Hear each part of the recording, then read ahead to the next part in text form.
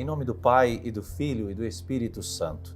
Naquele tempo, João estava de novo com 2 dos seus discípulos, e vendo Jesus passar, disse: Eis o Cordeiro de Deus. Ouvindo essas palavras, 2 discípulos seguiram Jesus.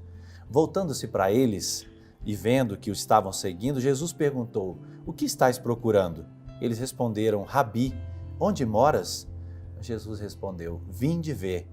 Foram, pois, ver onde ele morava e nesse dia permaneceram com ele. Era por volta das 16h. Meus irmãos e minhas irmãs, nós estamos hoje neste segundo domingo do tempo comum e a palavra de Deus nos apresenta uma liturgia, digamos, vocacional, que fala de 2 experiências de vocação. No evangelho de hoje, João Batista aponta para o Cristo. João, ele não forma discípulos para si, mas ele conduz os discípulos a Cristo, porque é esta a missão do precursor do Messias. André, aqui, é o único nomeado, o outro certamente poderia ser o próprio evangelista São João. Os discípulos de João são formados para imitar e seguir Cristo, e não para se apegarem a João. Um referencial, ele é importantíssimo, sim, desde que ele não gere pessoas dependentes, sem autonomia para fazer as suas escolhas.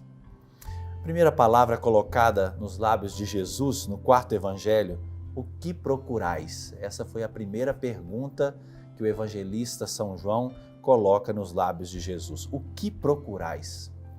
Jesus sabe da importância da resposta pessoal que cada um de nós precisa dar a Ele. Ninguém pode escolher no meu lugar, ninguém pode escolher no seu lugar. Um pai e uma mãe jamais podem escolher no lugar dos filhos. Isso se faz até uma determinada fase da vida em que nós não temos capacidade para isso, mas os filhos devem ser formados para a autonomia na própria vocação, nas próprias escolhas. É a pergunta existencial que Jesus faz. Jesus pergunta a todos que o seguem: o que procurais? E aí vocês veem a réplica, né? Onde moras? Os discípulos querem saber onde Jesus mora, mas aqui eles não querem saber a casa de Jesus, o seu endereço civil, é o endereço divino. Eles querem saber a casa paterna de Jesus, o que existe na vida do Senhor. Eles querem também experimentar do que Jesus experimenta na sua comunhão com o Pai. O encontro foi tão forte que o texto diz eram por volta das 16h, isso no nosso relógio, porque no relógio judeu era chamada 10ª hora. O número 10 na Bíblia significa o cumprimento da existência. Encontrar o Mestre e se encontrar na vida.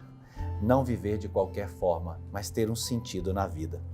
A primeira leitura desse domingo fala de um fato de vocação também. Era Samuel, o menino do santuário. Um coroinha, digamos assim, do profeta Eli. O profeta, ele não retém a vocação do menino, assim como João. Ele o envia para o Senhor.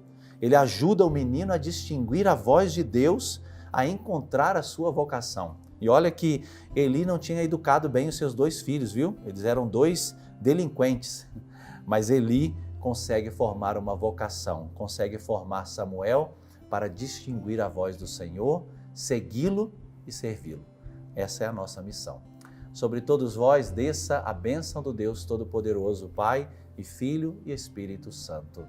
Amém.